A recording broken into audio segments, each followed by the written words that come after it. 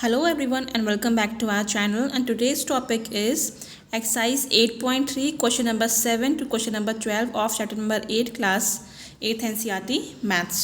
So 1 to 6 already solve हो चुका है, लिंक आपको डिस्क्रिप्शन बॉक्स में मिल जाएगा। Let's start with question number 7। Maria invested ₹8,000 in a business. Maria ने एक बिजनेस में 8,000 रुपये इन्वेस्ट किए, मतलब किसी को दिए कि वो बिजनेस कर सके। She would be paid interest eight 5% per annum compounded annually. तो उसने जो पैसे इन्वेस्ट किए बिजनेस में, उससे उसको जो इंटरेस्ट मिलेगा वो 5% की रेट पे मिलेगा हर साल। एवरी मतलब पर एनम, हर साल उसे इंटरेस्ट मिलेगा। और कैसे? सिंपल इंटरेस्ट नहीं, उसे कंपाउंडेड एनुअली, उसे कंपाउंड इंटरेस्ट के फॉर्म में इंटरेस्ट मिलेगा। क्लियर? सो आपको फाइंड आउट करना है। पहला, the amount credited against her name at the end of second year. तो आपको बताना है कि 2 साल के बाद कि उसके अकाउंट में कितने रुपए आएंगे। मीन्स 8,000 तो उसने लगाया है, तो वो तो आएंगे ही आएंगे, प्लस दोनों साल का 5% के हिसाब से इंटरेस्ट भी आएगा, लेकिन वो कंपाउंड इंटरेस्ट होगा, सिंपल इंटरेस्ट नहीं। मतलब एक साल जो आएगा उस पर भी इंटरेस्ट लगेगा और दूसरे साल आएगा, मतलब ठीक है। तो कंपाउंडेड एनुअली कंपाउंड इंटरेस्ट होगा। तो हमें क्या करना है, पहले जो रिटर्न है, जो गिवन है, वो लिखना है। तो प्रिंसिपल आपका 8,000 रुपीज़ है, रेट गिवन है 5% पर एनम, एंड टाइम जो है यहाँ पे सेकेंड ईयर लिखा है, eight the end of second year, मतलब 1 + 2 दोनों साल मिला के है। तो आपका टाइम मतलब एन यहाँ पे है 2 ईयर्स। तो टोटल अमाउंट बताना है जो उसके अकाउंट में आए, मतलब ये प्लस दोनों साल का इंटरेस्ट। तो अमाउंट का फॉर्मूला क्या होता है, P1 + R/100 to the power n। Principal is 8,000, 1 + rate 5/100 to the power 2। So 8,000, 5 1 5, 5 2 10, 20, तो नीचे 20 एलसीएम आएगा, 20 + 1 to the power 2। So 8,000 into 21/20 into, ये 2 टाइम्स है तो ये नंबर हम 2 टाइम्स लिखेंगे। तो आपका ये दोनों कट जाएगा, 240, 2 2 40, 21 21 इंटू 20 आ जाएगा आपका आंसर 8820 रुपीज़। क्लियर? तो ये टोटल अमाउंट 2 साल के बाद आएंगे, मतलब 8,000 बेसिक है, 8,000 के अलावा जो 820 है ये 2 साल का इंटरेस्ट है, 2 ईयर का इंटरेस्ट है, जो कंपाउंडेड एनुअली कंपाउंड इंटरेस्ट के फॉर्म में लिया गया है। Next is the interest for the third year. अभी 2 साल का तो आप निकाल चुके हैं, आपको थर्ड ईयर मतलब तीसरे साल का निकालना है, और इसको हम 1 ईयर ही काउंट करेंगे, ठीक है। लेकिन 1 second, yes sorry, the interest for the third year, तीसरे साल का इंटरेस्ट आपको निकालना है। तो थर्ड ईयर वाला इंटरेस्ट हम कैसे निकालेंगे? हम फिर से यही नहीं करेंगे, आप यही फॉर्मूला लिख दिया, एन की जगह आपने 1 लिख दिया, नहीं। जब थर्ड ईयर अकेले की बात आ रही है, मतलब एक पहला और दूसरा तीसरा साल, ये 3 साल हो गए, इन दोनों का कंबाइन करके आपने यहाँ पे ऊपर निकाल लिया है। अब बारी है इस आखिरी साल वाले की, तो इस वाले को हम इस फॉर्मूले से ही निकालेंगे, सिंपल इंटरेस्ट के फॉर्मूले से निकालेंगे अपॉन 100। लेकिन यहाँ पे प्रिंसिपल 8,000 रुपीज़ नहीं होगा जो वहाँ था। यहाँ प्रिंसिपल क्या होगा, यहाँ पे प्रिंसिपल आपका होगा ये, क्योंकि हम कंपाउंड इंटरेस्ट की बात कर रहे हैं। कंपाउंड इंटरेस्ट में क्या होता है, जो इंटरेस्ट पे इंटरेस्ट लगता है, मतलब अब आपका जो प्रिंसिपल अमाउंट होगा वो ये अमाउंट होगा, हर साल पे लगता है। अगर हम सिंपल एसआई निकाल रहे होते हैं और यहाँ क्वेश्चन में आपको कंपाउंडेड एनुअली नहीं लिखा होता, ओनली इंटरेस्ट लिखा होता, तब हम यहाँ पी पे 8,000 लिखते, ठीक है। बट क्योंकि 2 साल बीत चुके हैं, तो इन 2 साल का इंटरेस्ट भी तीसरे साल में मिलता है, यही बात होती है कंपाउंड इंटरेस्ट की। तो यहाँ हम पी लिखेंगे जो 2 साल के इंटरेस्ट के साथ है, मतलब 820 भी ऐड करेंगे। फिर रेट आएगा 5, थर्ड ईयर, 3 ईयर नहीं है, थर्ड मतलब एक ही साल, भले तीसरा साल है, और 2 साल की बात तो हम यहाँ कर ही चुके हैं यहाँ पे। तो 1 साल यहाँ होगा अपॉन 100। इसको आप लोग सॉल्व करेंगे तो आपका आएगा ₹441, मतलब तीसरे साल उसको जो इंटरेस्ट मिला वो 441 मिला, और 2 साल मिला के जो मिला उसको 820 रुपीज़ मिला, ठीक है। Now question number 8, find the amount and the compound interest on ₹10,000 for 1.5 years at 10% annum compounded half yearly. आपको क्या करना है, अमाउंट निकालना है प्लस कंपाउंड इंटरेस्ट भी निकालना है। कितने पे, प्रिंसिपल अमाउंट आपको दिया है 10,000 रुपीज़, टाइम दिया है 1.5 ईयर मतलब 1 साल फिर आधा साल, रेट दिया है 10% एनम, लेकिन कंपाउंडेड एनुअली नहीं है, हाफ ईयरली। तो जब भी हाफ ईयरली की बात आती है, मैंने आपको बताया है रेट और टाइम में डिफरेंस क्या होता है, रेट आधा हो जाता है, टाइम 2 टाइम्स हो जाता है, क्योंकि हाफ ईयरली लिखा है मतलब 1 साल में हम 2 साल गिनेंगे, इसीलिए रेट हाफ हो जाता है, तो 2 हाफ ईयर हो जाएगा मतलब 2 हाफ ईयर, इसीलिए हम टाइम को 2 से मल्टीप्लाई करते हैं। Would this interest be more than the interest he would get if it was compounded annually. तो आपको बताना है अगर हम हाफ ईयरली के हिसाब से इसका इंटरेस्ट निकालें, सॉरी कंपाउंडेड हाफ ईयरली के हिसाब से, और कंपाउंडेड एनुअली मतलब जो रेट है वही रेट रहे, जो टी है वही टी रहे, तो आपको बताना है रेट इसमें ज़्यादा होगा कि इसमें ज़्यादा होगा। हाफ ईयरली के हिसाब से रेट ज़्यादा निकलता है या कंपाउंडेड एनुअली निकालेंगे तो हाफ ईयरली में क्या होता है, हम साल को 2 भाग में बांट देते हैं, 6 महीना 6 महीना मतलब 1 ईयर को, तो ये हाफ ईयरली 2 हो गया, इसीलिए टाइम 2 साल गिनते हैं तो टाइम डबल हो जाता है और रेट हाफ हो जाता है। लेकिन कंपाउंडेड एनुअली में यह हाफ ईयरली है, जो रेट रहता है वही रेट रहता है, जो टाइम रहता है वही टाइम रहता है। यहाँ पे साल पूरा 1 साल मानते हैं 12 महीने को, यहाँ 6-6 महीने बांटते हैं इसलिए हाफ ईयरली हो जाता है। So let's see, principal amount आपका ₹10,000 ही है, रेट आपका 10% पर एनम है, लेकिन अभी हम हाफ ईयरली की बात कर रहे हैं तो रेट आपका 5% हो जाएगा। कैसे, क्योंकि हमने R/2 किया है। अभी हम हाफ ईयरली की बात कर रहे हैं, इसकी नहीं, ठीक है। टाइम जो है 1.5 ईयर है, ठीक है, तो ये कितना है, 1.5 साल है, 1 साल पूरा और 1.5 साल, तो 1.5 साल का मल्टीप्लाई बाय 2 क्या होगा, मतलब 2 एक 3/2 ईयर्स है, तो हम क्या करेंगे 3/2 ईयर को इंटू 2 करेंगे, 2 हाफ ईयर, तो 2 कैंसिल मतलब 3 है, मतलब जस्ट डबल 1.5 साल का 3 साल, ठीक है, 3 साल होता है तो 6 साल हो जाता है ऐसे। अब निकालेंगे अमाउंट P1 + R/100⁴n, ठीक है, तो यहाँ पे क्या है 10,000, 1 प्लस रेट 5% अपॉन 100 और टाइम आपका 3 ईयर हो गया है, ठीक है, तो 10,000, 5 1 5, 5 2 10, 0 अपॉन 20, 20 + 1⁻3, तो ये क्या होगा 10,000 इंटू 21/20, यही वाला, क्योंकि 3 बार है तो हमको इसको 3 बार करना होगा। तो अमाउंट क्या होगा, ये सब सॉल्व करेंगे तो आपको मिल जाएगा 11,576.25 रुपीज़, ठीक है, तो ये तो रहा आपका अमाउंट। अब हम निकालेंगे कंपाउंड इंटरेस्ट, जो कि होता है अमाउंट माइनस प्रिंसिपल, मतलब अब इंटरेस्ट क्या है, टोटल अमाउंट में जो पहले वाला प्रिंसिपल था इसको माइनस करना है, सिंपल, तो 11,576.25 में 10,000 सिंपल से माइनस करना है, तो हमें पता चल जाएगा कि कितना इंटरेस्ट निकला, तो ₹1576.25, तो ये हो गया कंपाउंड इंटरेस्ट हाफ ईयरली के हिसाब से, कंपाउंडेड हाफ ईयरली। अब कंपाउंडेड एनुअली, ठीक है, ये करेंगे हम। देखो यहाँ पे हाफ ईयरली था इसलिए 1.5 साल को मल्टीप्लाई किया तो 3 साल हो गया, तो एक फॉर्मूले से काम चल गया, लेकिन यहाँ कंपाउंडेड हाफ ईयरली है तो प्रिंसिपल अमाउंट तो सेम ही है 10,000, रेट भी 10% रहेगा, 5 नहीं, ठीक है, इसको हाफ नहीं करना है। टाइम है 1.5 ईयर, ये क्वेश्चन आप पहले कर चुके हो, ठीक है, तो हम 1 साल वाले को निकालेंगे कंपाउंड इंटरेस्ट वाले फॉर्मूले से, मतलब अमाउंट निकाल के फिर कंपाउंड इंटरेस्ट, लेकिन जो ये हाफ ईयर है, ठीक है, इसको निकालेंगे SI के फॉर्मूले से, लेकिन इसमें जो प्रिंसिपल होता है वो ये वाला अमाउंट हो जाएगा, ठीक है, ये अमाउंट आपका प्रिंसिपल बन जाएगा, तो हाफ ईयर यहाँ से निकल आएगा और 1 ईयर कंपाउंड इंटरेस्ट और अमाउंट के फॉर्मूले से, ठीक है, तो फॉर 1 ईयर निकालते हैं, तो क्या होगा, amount is equal to P1 + R/100⁴n, amount कितना है 10,000, 1 + 10/100 और 1 साल है तो हम यहाँ लिखेंगे 1, 0 0 कट गया, तो ये 10,000, 10 + 1⁻1 कितना आएगा 10,000 इंटू 11/10, पावर 1 है तो इसको हम एक बार ही लिखेंगे, तो ये आएगा ₹11,000, ठीक है, ये आपका अमाउंट आ गया। ओके, अब क्या करना है, अब यही 11,000 बन जाएगा आपका प्रिंसिपल।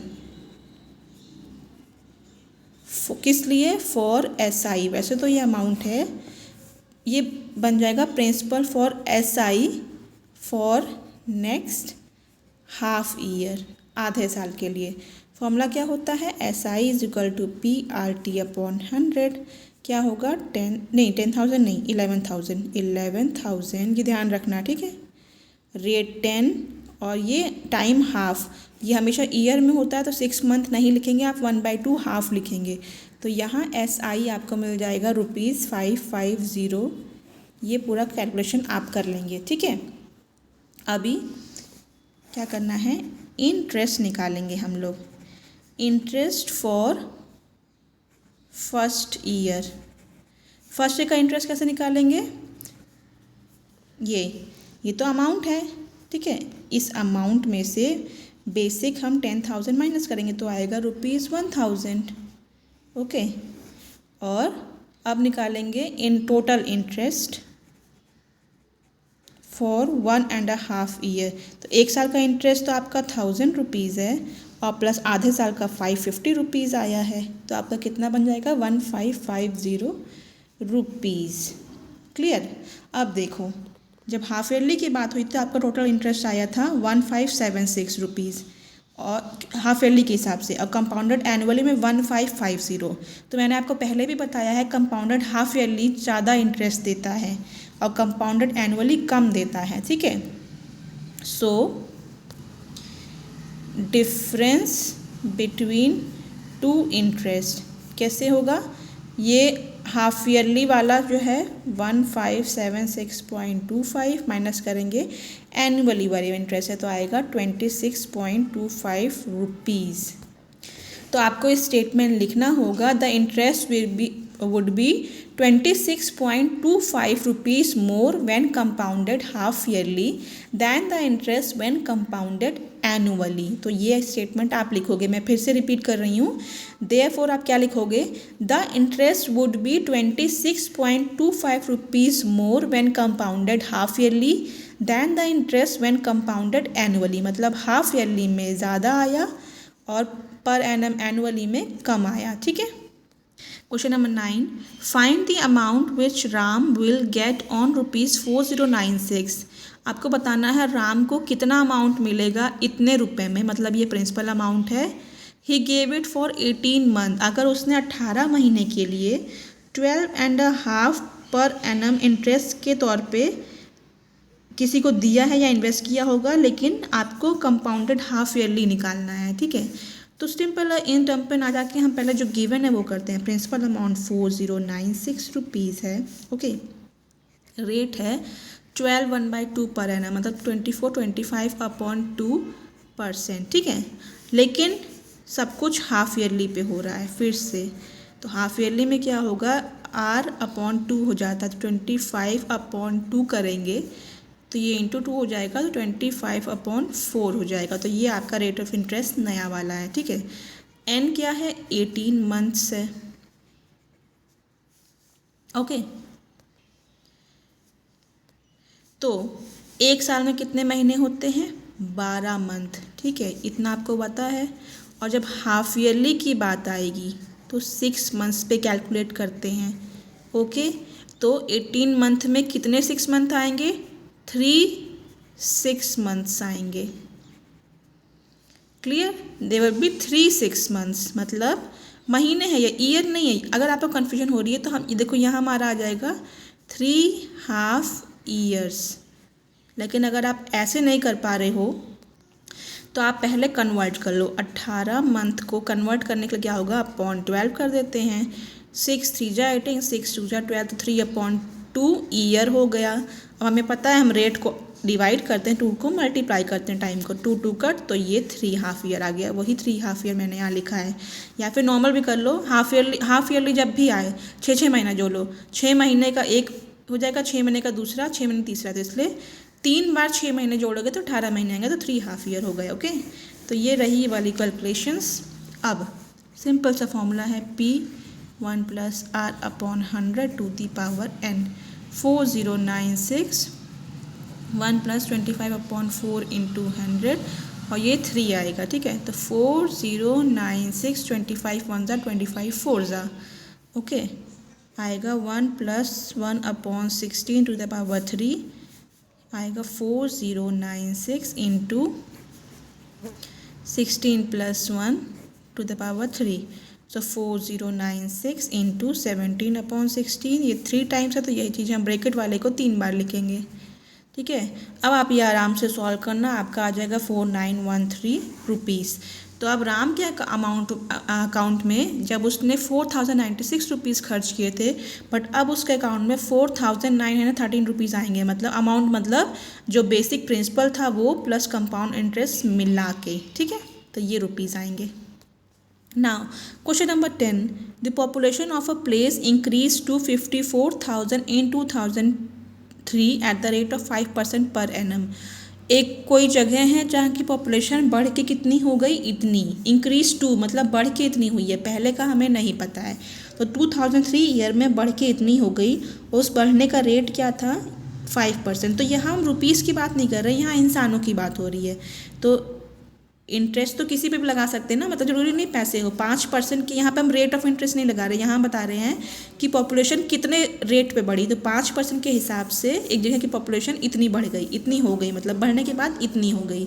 फाइंड पॉपुलेशन इन 2001, आपको बताना है अगर 2003 में पॉपुलेशन इतनी हो गई तो 2001 में कितनी रही होगी, ठीक है।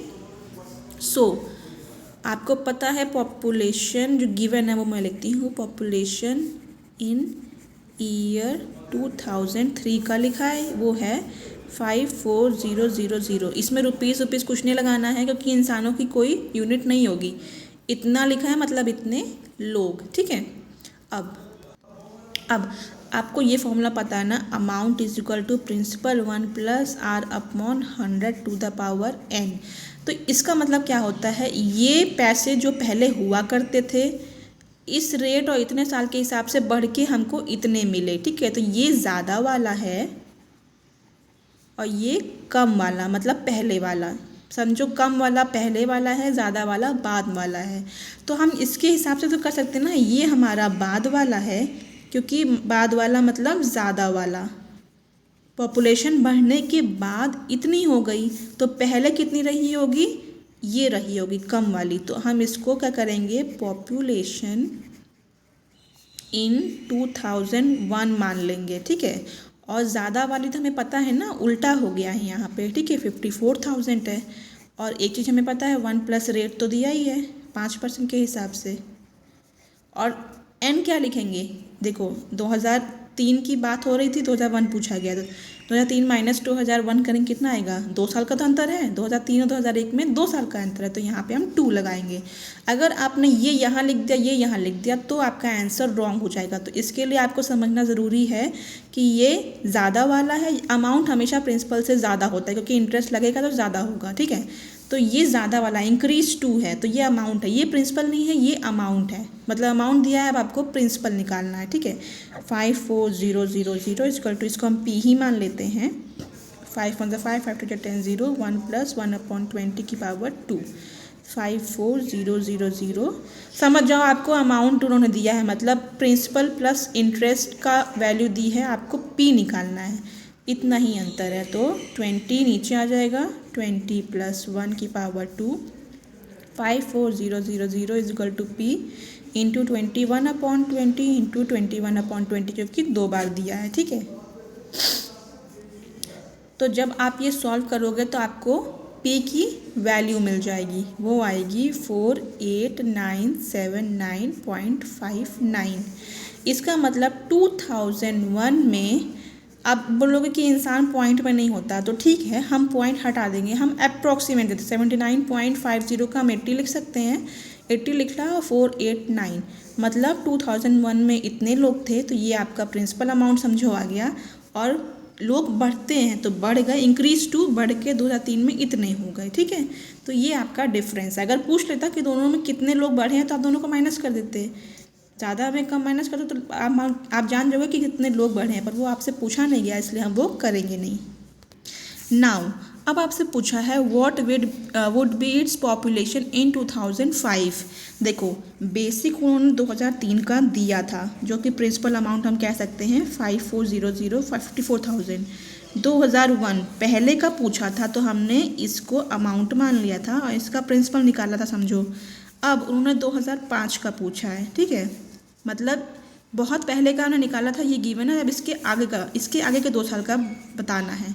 अब 2003 को हम प्रिंसिपल ही मानेंगे या फिर तो ठीक है, और हमें समझो अमाउंट निकालना है। ओके, तो हम क्या करेंगे यहाँ पे, समझो पॉपुलेशन इन 2005 ज़्यादा वाला निकालना है, तो ऑब्वियसली हमें कम वाला दिया है, तो कम वाला हमेशा प्रिंसिपल होता है, तो 54000 देखो, ठीक है, और 1 प्लस रेट 5 के हिसाब से ही है।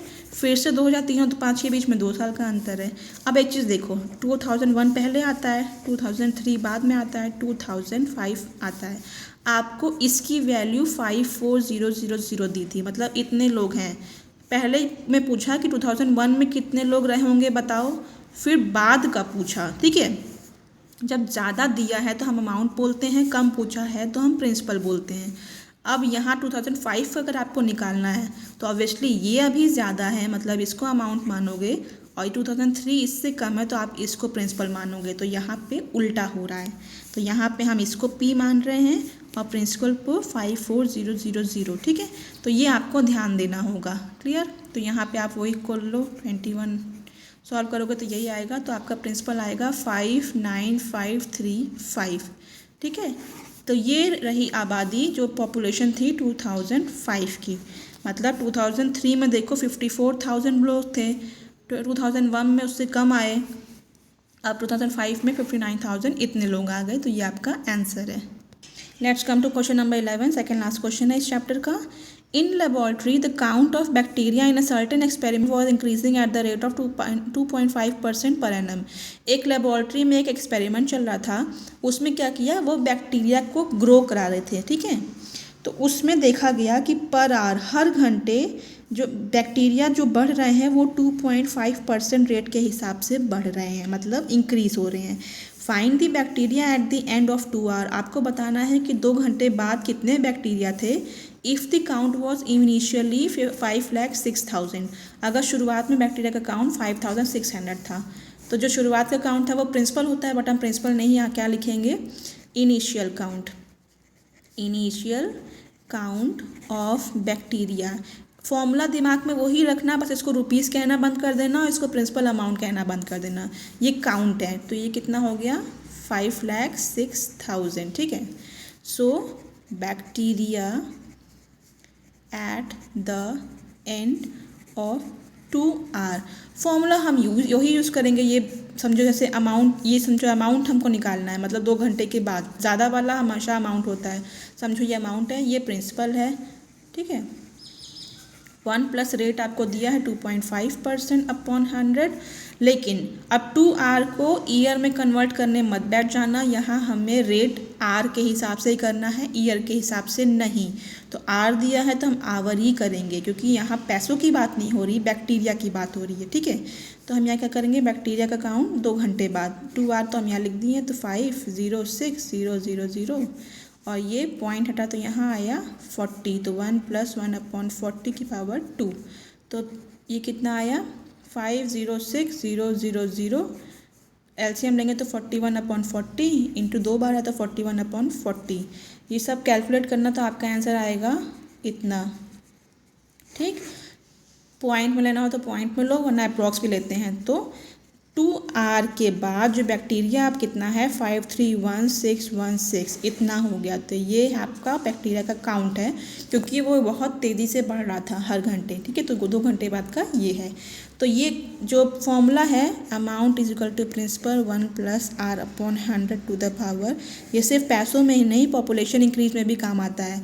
पिछले क्वेश्चन में इंसानों की पॉपुलेशन बढ़ रही थी, यहाँ पे बैक्टीरिया की पॉपुलेशन बढ़ रही है, बट फॉर्मूला सेम है।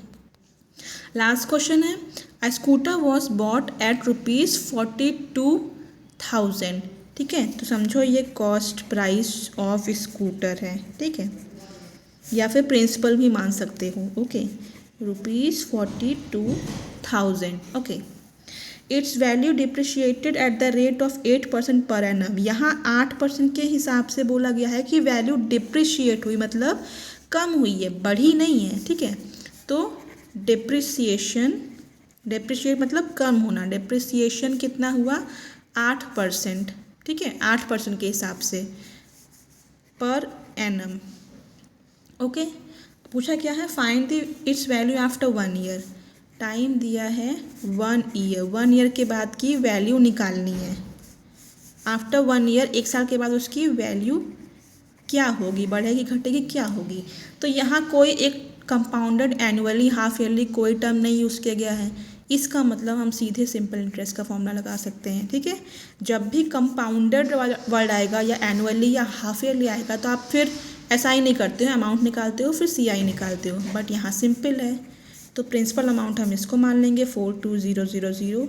रेट दिया ही हुआ है 8%, टाइम 1 ईयर अपॉन 100, ठीक है। 2 0 कैंसिल, 1 0 तो रहेगा ही। 12 16 32 33 ये आ गया। इसका मतलब ये इंटरेस्ट आया है, ठीक है, सिर्फ इंटरेस्ट। अब फाइंड इट्स वैल्यू, आपको ये वैल्यू निकालनी है कि 1 साल के बाद इसकी वैल्यू का क्या हुआ।